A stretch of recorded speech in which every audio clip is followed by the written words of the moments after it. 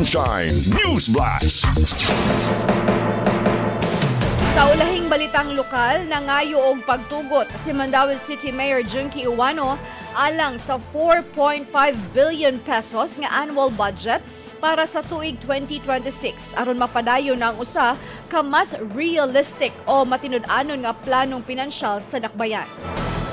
Matod ni Mayor Ouano nga sa 4.5 billion nga budget, ang syudad makakolekta lang og 3.8 billion hangtod sa 3.9 billion sa aktwal nga kita. Hinungdan nga dunay deficit nga 600 million pesos. Gipasabot sa mayor nga giplano gyud nga ipabilin sa parehas nga level ang pondo aron mahanay ang mga programa o proyekto base sa makaya nga ipatuman sa syudad. Dugang pa niya kini nga pamaagi makatabang sa paglikay sa bloated o sobra-sobrang paggasto o nagpakita sa mas praktikal nga pag-apod-apod sa pondo.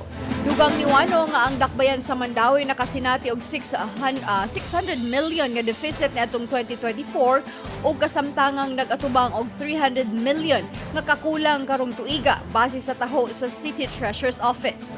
Ang mga prioridad sa budget sa 2026 magpabilin nga nakatutok sa edukasyon, kahimsog og mga serbisyo sa komunidad ay ilabi na alang sa mga senior citizens.